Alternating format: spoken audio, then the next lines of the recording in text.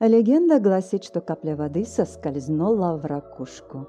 В те далекие времена в моллюске появилась первая жемчужина. Она была редкой чистоты и идеально круглая. Что же представляет из себя жемчуг? И чем отличается дикий жемчуг от культивированного? Начну с того, что тот и другой натуральные. Витаю вас, друзья! С вами Мила Авади. Жемчуг сферической формы, неважно какого цвета, стоит в одном ряду с драгоценными камнями. Он был известен задолго до того, как стал считаться драгоценностью. Жемчуг – это продукт минеральных и органических веществ. Его формируют створки раковины. Это их естественная защита от раздражения.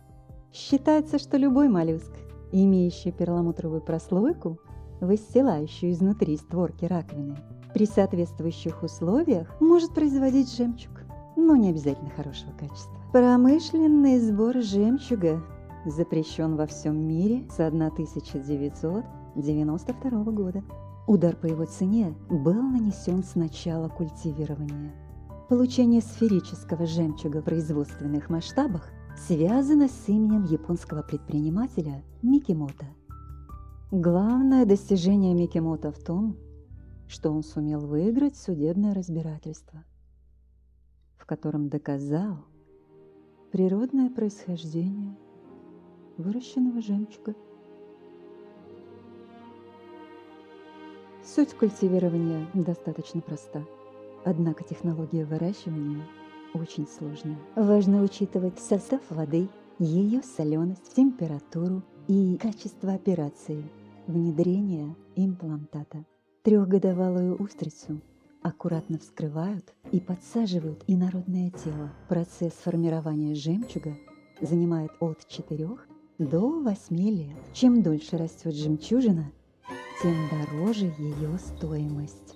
Немаловажно то, что при извлечении жемчужины из культивированной раковины моллюск продолжает жить, а при добыче природного жемчуга створка погибает.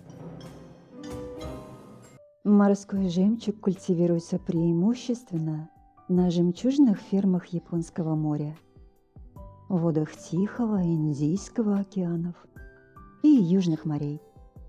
Морская устрица может вырастить 1-2 жемчужины, размер которых начинается от 6-7 мм. Пресноводный жемчуг выращивают во многих странах, в том числе в Китае, в Японии, США, Ирландии и не только. Для этих целей используют моллюск мидия. Процесс не требует имплантации, а жемчуг растет гораздо быстрее, выращивается в проточных емкостях. Одна мидия производит сразу несколько жемчужин, от 10 штук и более. Жемчуг размером 6-8 мм стоит дорого и оценивается за штуку, тогда как основная масса пресноводного жемчуга стоит дешевле морского и оценивается в нитках. Достижением выращивания пресноводного жемчуга является толстый слой перламутра, который можно получить за короткие сроки. Технология выращивания жемчуга сделали его доступным для населения планеты. До этого он оставался роскошью, которую могла себе позволить только монархическая мировая элита. Например, дочери последнего русского царя Николая II каждому дню рождения получали по одной жемчужине крупного размера. К их совершеннолетию жемчужин хватало на колье 42 сантиметра. На пике своей популярности между 1895 и 1930 годами одна нитка натурального жемчуга могла стоить до $1,5 миллиона, что приравнивалось к цене небоскреба. В 1017 году французский ювелир Пьер Камиль Картье обменял двойную нить натурального жемчуга на особняк банкира Мортона Планта, построенный в стиле неоренессанс на нынешней 5-й авеню 653 в Нью-Йорке. А в начале 1920-х годов фирма Тиффани собрала 2 ожерелья, которые были проданы за $1 миллион каждое. Разновидностей жемчуга довольно много, а его вид зависит от многих факторов. Жемчуг различают по типу, форме, цвету, размеру и другим факторам. Морской жемчуг производят только 4 типа устриц. Знаменитый японский жемчуг рождается в особых двухстворчатых моллюсках на японском острове Акоякай, откуда и пошло его название. Среди прочих видов этот жемчуг выделяет особая округлая форма. Именно такие жемчужины больше всего ценятся в ювелирном деле. В украшениях ювелиры чаще используют такое светлых, чистых тонов, от перламутрового белого до бледно-розового, серебристых, зеленоватых оттенков. Размер жемчужины Акои достигает 5-7 мм, больше крайне редко. Эта жемчужина выращивается на Филиппинах, в Австралии и Индонезии. Моллюск Pinctada maxima, который используют для выращивания жемчуга южных морей, абсолютный гигант среди них. Они дают очень крупные жемчужины от 9 до 20 мм, в основном белого, серебристого и золотистых оттенков. Белый жемчуг ценится за его размер и особый яркий блеск. Золотистые жемчужины – одни из самых редких и ценных в мире. Растут они до 4 лет. Жемчужина имеет естественный золотистый теплый оттенок. Ее стоимость зависит от цвета. Чем глубже золотистый цвет жемчужины, тем она больше ценится. Цвет перламутра жемчуга южных морей достигает толщины 6 мм и оценивается от $1000 до нескольких $1000 за штуку. Например, колье из австралийского жемчуга южных морей от известной австралийской компании было продано за $2 миллиона в 1992 году. Морской жемчуг Таити. Несмотря на название, таитянский жемчуг не производится исключительно на Таити. Он также выращивается на французских, полинезийских островах. Единственный натуральный черный жемчуг производится устрицей Pinctada maxima sphera. Серо-черный цвет может меняться от серебристого до черно-серого. Может иметь розовый, глубокий темно-синий, желтый и зеленый оттенки. Устрица Pinctada maxima sphera рождает одну жемчужину через 2-3 года. Средняя цена за штуку такого жемчуга на сегодня составляет $375, за исключением редких экземпляров, разумеется. К примеру, таких как металлический цвет. Самый дорогой цвет океанического жемчуга – зеленый павлин. Чистый черный цвет без обертона встречается реже, чем зеленый павлин. Однако он крайне редко используется ювелирами из-за абсолютно черного мистического цвета, поглощающего все остальные оттенки. По этой причине такой жемчуг стоит на 50% дешевле. Однако для ювелирного дизайнера, создающего культовые артефакты, абсолютно черный жемчуг – редкая находка. Пресноводный жемчуг. Этот вид жемчуга выращивают в реках, прудах и озерах, преимущественно в Китае. Многие жемчужины белые. Тем не менее, они могут быть разных форм и имеют различные пастельные оттенки. Жемчуг различают по форме. Круглая, сферическая – это идеальная форма жемчуга. Жемчужины не круглой формы могут напоминать диск, цилиндр, грушу или овал. Пресноводный жемчуг суфле в переводе с французского означает «надувать». И это в полной мере отражает технологию получения этого жемчуга. После удаления из устрицы сформированной жемчужины в жемчужный мешочек помещают специальный материал, который растягивает мешок, набухая от влаги. Устрица продолжает откладывать перламутр вокруг мешочка, и жемчужина получается внушительно крупных размеров. Пресноводный жемчуг кеши в переводе с японского означает «зернышко». Такие жемчужины получаются При отторжении жемчужницей основного ядра устрица не принимает имплантат внутрь. Но, несмотря на это, в жемчужном мешочке остается место, где и происходит естественный процесс нарастания слоя перламутра необычной формы. Основные производители кеши – моллюски японского озера Бива и речных районов Китая. Пресноводный жемчуг Мабе имеет относительно крупный размер – до 20 мм. Имеет полусферическую форму. Его выращивают, приклеивая на внутреннюю поверхность устрицы шарик из мыльного камня. Обычно этот жемчуг наполовину сферический. Имеет отпиленное основание, в котором видны зародыш и перламутровая оболочка. Впоследствии искусственный зародыш извлекают, удаляют мыльный камень, а образовавшуюся пустоту заполняют перламутровой смолой и полируют. Другими словами, жемчуг Мабе – продукт не только активной деятельности моллюска, но и человека. Пресноводный жемчуг абалон или морское ушко. Жемчуг абалон является самым редким видом жемчуга, так как он трудно культивируется. Добывается в основном в США, Мексике, также встречается в Японии, Таиланде, Корее, Австралии, Новой Зеландии и Южной Африке. Ценится за невероятную палитру цвета. И чем ярче цвет, тем дороже жемчужина. Также на цену влияет форма жемчужины. Чем ровнее форма, тем дороже жемчуг. Так как большинство жемчуга имеет форму рога или клыка, если стоимость бриллианта определяется из 4 параметров, на любой ювелирной этикетке вы найдете вес, категорию его огранки, цвет и частотные характеристики, то с жемчугом все обстоит гораздо сложнее. И на стоимость его влияет ряд факторов. Первое.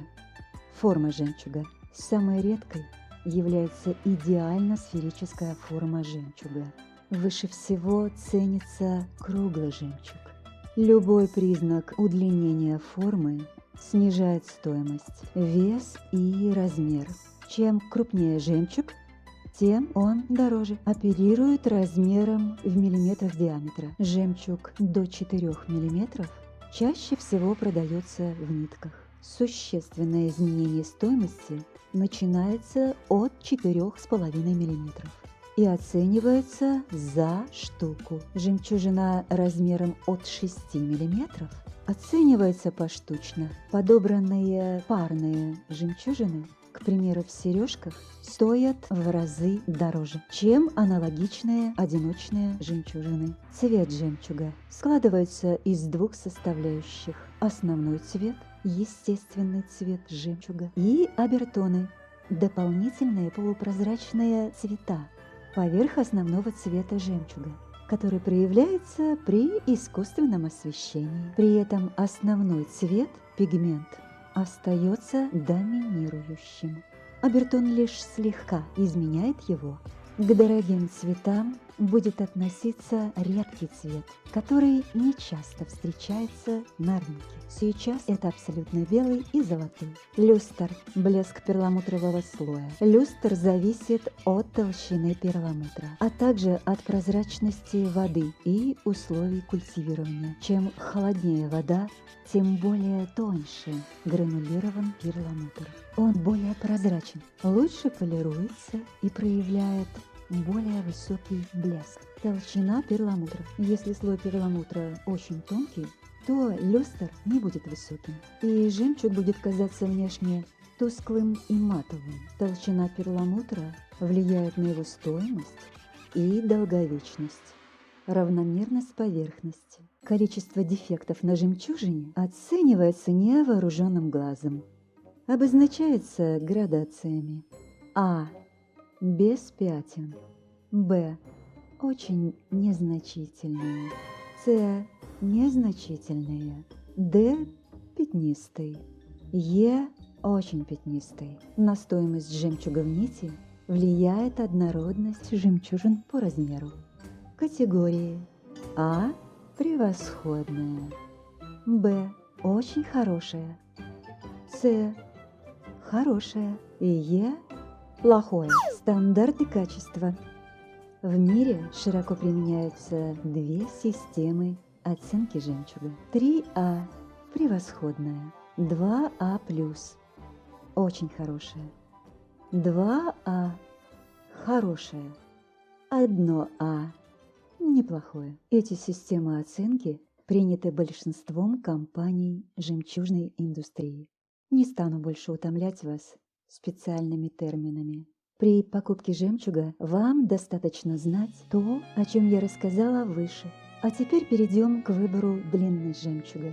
Жемчужное ожерелье может удлинить шею, если его длина будет немного ниже ключиц. Широкую шею сделает более тонкой ожерелье длиной 46 см и более. Для тонкой шеи категорически противопоказано ожерелье, обхватывающее ее основание. Если шея кажется вам слишком длинной, в этом случае предпочтение следует отдать округлому колье с 2-3 рядами, самая короткая из которых плотно прилегает к шее. Колье-чокер или так называемый ошейник удачно сочетается с вырезом, повторяющим его форму. Бусы длиной 45-55 см – это классика. Они подходят практически к любому платью. Исключение – водолазки и высокие воротники. Бусы длиной 55-70 см практически находятся на уровне груди. При выборе блузки следует помнить, что низ бус не должен соприкасаться с вырезом. Молодым пойдут украшения с мелким жемчугом разных форм. Более взрослым дамам рекомендуется изысканное украшение с крупным круглым жемчугом.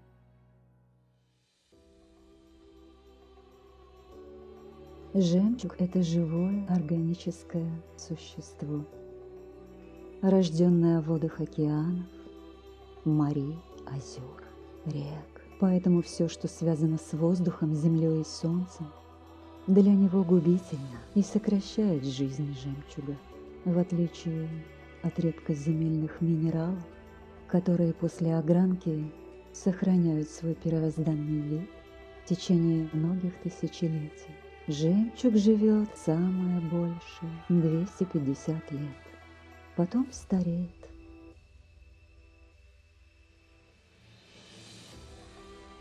Чтобы лучше визуализировать картинку, представьте русалку, которая не по своей воле оказалась на суше и вынуждена приспосабливаться к жизни на земле. Примерно то же самое происходит с жемчугом, поэтому он очень нуждается в нашей любви и заботе. Древние минералоги знали способы продления жизни жемчуга. И вот один из них – жемчуг, не снимая с нити, пересыпать солью, положить в холщовый мешочек и полоскать в теплой кипяченой воде, пока соль не растворится. Затем высушить его в непыльной комнате подальше от солнечных лучей. Украшения с жемчугом следует хранить в плотно закрываемом футляре с мягкой обивкой, немного увлажненной кипяченой водой.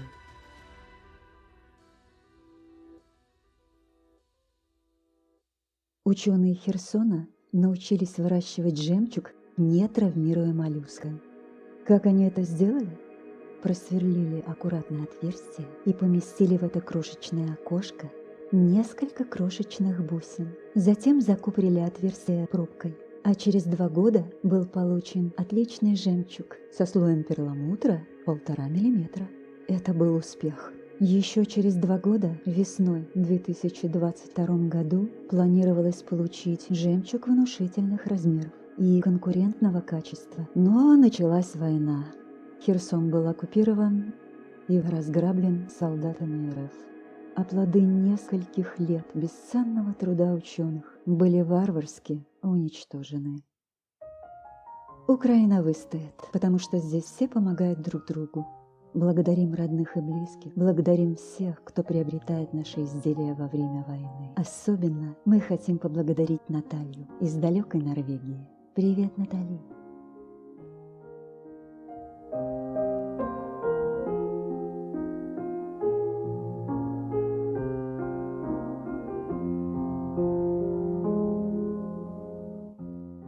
Надеюсь, вам понравился обзор.